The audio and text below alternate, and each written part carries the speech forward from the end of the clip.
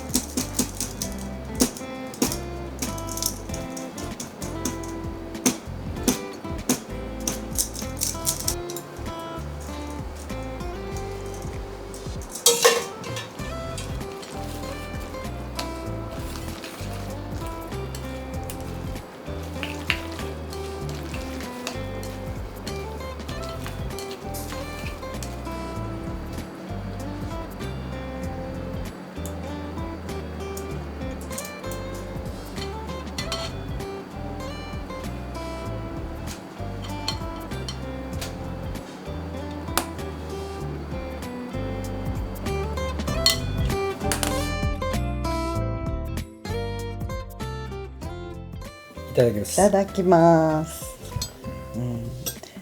どうでしょうか。ってだね。いや、梅干しとアンチョビってなんか合うんかなって思うんですけど。まあ食べてみてください。はい、わかりました。いただきます。どうですか。